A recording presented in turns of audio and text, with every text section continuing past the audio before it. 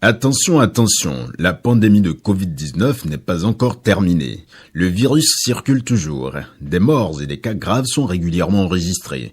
Que faire pour ne pas contracter le virus? Il faut respecter les gestes barrières, c'est-à-dire porter systématiquement le masque en tout lieu public et dans toutes les situations à risque. Éviter les regroupements. Observer la distance de sécurité d'1 mètre au moins entre individus. Se laver fréquemment les mains à l'eau et au savon ou les désinfecter avec du gel hydroalcoolique. Nettoyer régulièrement les surfaces ou objets avec lesquels les mains peuvent être en contact, à savoir table, téléphone portable, poignée de porte, volant ou guidon lorsqu'on n'est pas seul à conduire les véhicules ou que les objets sont manipulés par plusieurs utilisateurs. Pour tout savoir sur l'épidémie du coronavirus au Bénin, rendez-vous sur le site web www.gouv.bj/coronavirus. Ceci est un message du gouvernement de la République du Bénin. Lundi 10 mai 2021, bienvenue au rendez-vous du 19h sur la télévision nationale. Bonsoir à chacun et à tous.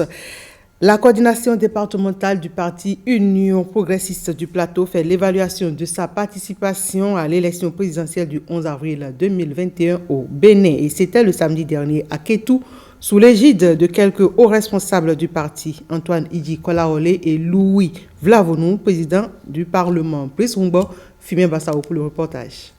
Loin d'être une rencontre de plus, cette assise des coordinations de campagne électorale, des élus communaux et des cadres de l'Union progressiste du Plateau se veut une rencontre de réflexion profonde sur l'avenir du parti. Un parti qui entend mieux se propulser au devant de la scène politique après l'élection présidentielle du 11 avril dernier où le parti semble n'avoir pas comblé les attentes dans le Plateau. Sur 12 départements, le Plateau occupe la 9e place. Donc nous sommes parmi les derniers. Au moment de la pré-campagne et de la campagne, nous avions dit que c'est l'avenir du Plateau qui se joue et que 90% de taux de participation, 90 suffrages exprimés en faveur de notre duo Talon-Talata. Est-ce que le but est atteint? Ce que nous avons appelé démocratie, c'était des scénarios où, de façon répétitive, on distribue de l'argent. Et cette fois-ci, on a décidé qu'on ne distribuerait pas de l'argent. Avec toutes les menaces qui avaient été proférées, il n'est pas étonnant que les gens n'aient pas eu envie de sortir. Si nous voulons changer notre pays, si nous voulons changer le département du Plateau et en faire quelque chose de bien pour les agriculteurs qui n'ont pas encore l'eau partout, si nous voulons que le petit instituteur dans le petit rameau ait l'électricité, nous devons d'abord penser à construire l'Union progressiste. Pour les ténors de l'Union progressiste, l'important aujourd'hui est de savoir tirer leçon du passé pour aller de l'avant. Les gagnants ne sont pas ceux qui n'ont jamais chuté haut, mais c'est ceux qui ont toujours su se relever. Donc ce n'est pas encore la fin. Vous portez la responsabilité du devenir de notre département. Ayez l'ambition de faire de l'Union progressiste une force puissante qui va prochainement et bientôt diriger le Bénin. 2023 n'est plus loin et la lutte sera féroce, annoncent les responsables de l'Union progressiste. Ils entendent relever de nouveaux défis en travaillant pour l'enracinement du parti dans chacune des 5 communes du Plateau. À l'occasion, des cartes de membres ont été distribuées. Et ces assises de l'UP du Plateau ont été sanctionnées par un communiqué final dont voici la substance. À l'issue des débats qui ont suivi les travaux en panel, d'importantes recommandations ont été formulées à l'endroit des instances nationales du parti et à l'endroit de la coordination départementale. Les camarades présents à cette importante rencontre se sont félicités de la réussite de l'initiative et surtout de la qualité des débats qui ont été menés. Les délégués de cette assise venant des 5 communes sont partis très satisfaits des résultats obtenus et ont exprimé le vœu de voir renouveler de pareilles initiatives. La nomination par décret de Paul Ronquet comme chef de file de l'opposition suscite toujours des débats. Société civile comme politique s'interroge sur la légitimité et aussi le poids de ce rôle qu'incarne désormais le secrétaire exécutif du parti FCBE. Dans ce dossier préparé par Rachidat Biom-Maman et Calvador Aranou, experts en gouvernance, acteurs de la société civile se prononcent entre autres sur les défis qui attendent Paul Ronquet.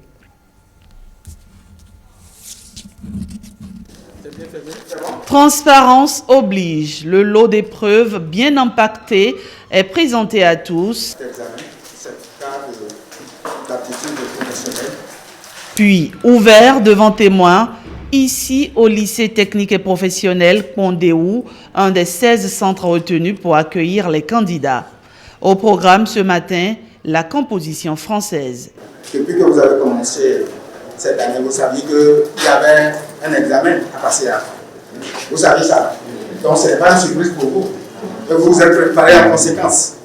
Au total, ils sont 6 811 candidats inscrits cette année pour le certificat d'aptitude professionnelle contre 4 875 en 2020, soit un taux d'accroissement de 39,71%, un boom remarquable qui n'est pas le fruit du hasard. La politique du gouvernement consistant à inciter nos concitoyens vers l'option de la formation technique et professionnelle a véritablement donné un impact concret cette année parce que l'effectif inscrit a connu une augmentation très forte, ce qui nous a contraints à nous surpasser au niveau des dispositions à prendre pour réussir l'organisation.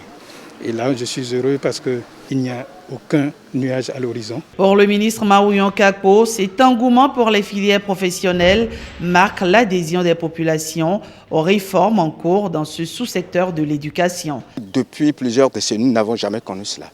Nous comprenons donc que les populations, les parents d'élèves, de même que les apprenants, ont compris l'insistance du gouvernement pour la valorisation de ce sous-secteur. Je dois dire que au niveau des préparatifs, tout se passe bien. Les candidats, je les ai trouvés très sereins et je pense que cela doit donner des résultats encourageants. Cet examen du CAP se déroule dans 4 options: les sciences et techniques industrielles, les sciences et techniques des métiers d'art, l'enseignement familial et social, ainsi que l'hôtellerie et la restauration. Eh bien, vous l'avez compris, c'était plutôt le lancement ce matin du CAP 2021. C'est toujours avec Rachidat Biom-Maman. Revenons à présent sur cette nomination par décret de Paul Ronquet comme chef de file de l'opposition qui continue de susciter des débats. Société civile comme politique s'interroge donc sur la légitimité, et aussi le poids de ce rôle qu'incarne désormais le secrétaire exécutif du parti Foscori pour un Bénin émergent. Et dans ce dossier préparé par Rachidat Biom-Maman et Calvador Aranou, experts en gouvernance et acteurs de la société civile se prononcent entre autres sur les défis qui attendent Paul Ronquet. C'est une fonction éminemment officielle qu'exerce désormais Paul Ronquet. Celle-ci n'intervient pas ex nihilo. La loi portant statut de l'opposition votée en 2019 l'autorise. Le président Patrice Talon l'a acté. Ce n'est pas la première fois que le Bénin dispose d'une telle loi. En 2002, nous avions déjà eu une loi portant statut de l'opposition ainsi que les décrets d'application, mais qui n'ont pas forcément abouti. Donc, au terme de la nouvelle loi qui amende et abroge l'ancienne dans les dispositions contraires, le chef de file de l'opposition est un des chefs des partis d'opposition, les partis qui ont fait la déclaration d'opposition. Plusieurs pays d'Afrique francophone l'ont adopté sans jamais l'appliquer. En sautant le verrou, le président Patrice Talon se démarque du lot. Le fait qu'aujourd'hui les tests sont respectés, c'est déjà une vitalité de notre démocratie. Élever à cette dignité l'opposition, c'est envoyer le message que dans une société démocratique, on a besoin d'opposition, que l'opposition est digne d'être vécue. C'est la liberté d'expression que Patrice Talon veut ainsi prôner.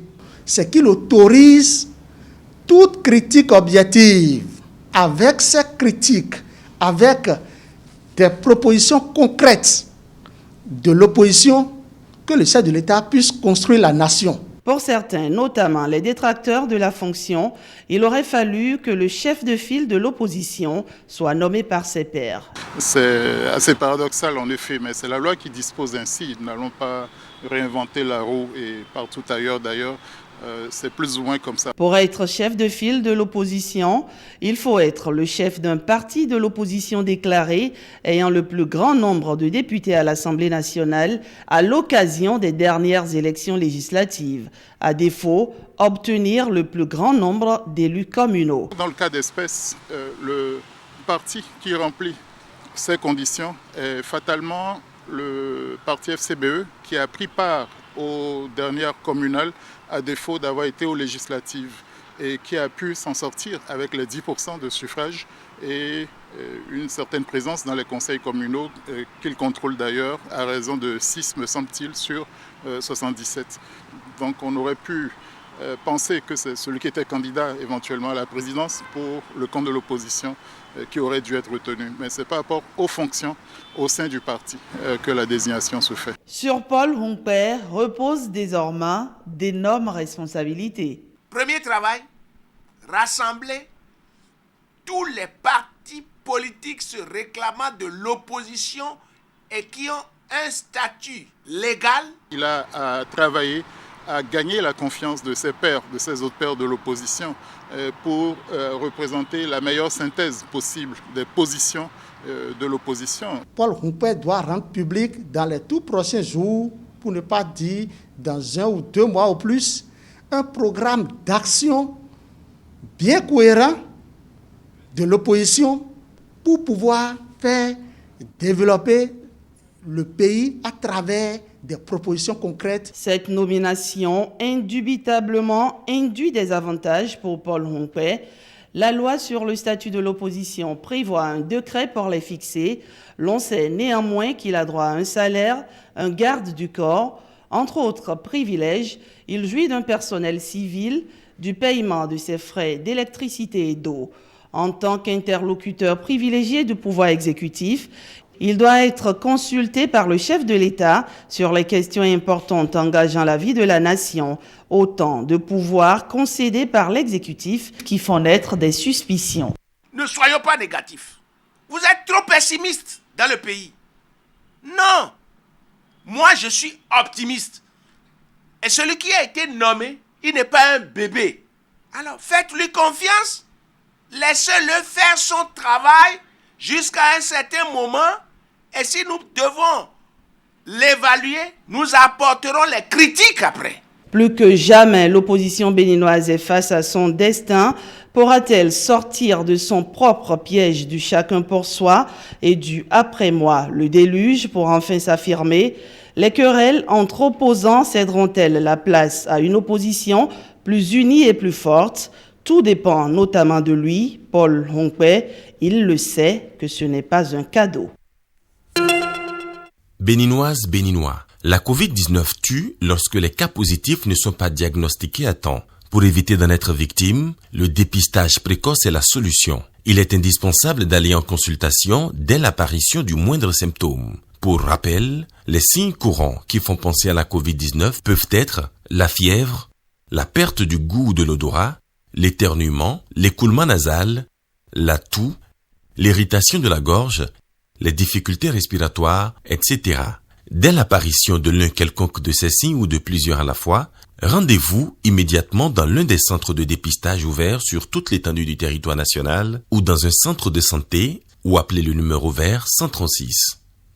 Pour tout savoir sur l'épidémie du coronavirus au Bénin, rendez-vous sur le site web www.gouv.bj/coronavirus.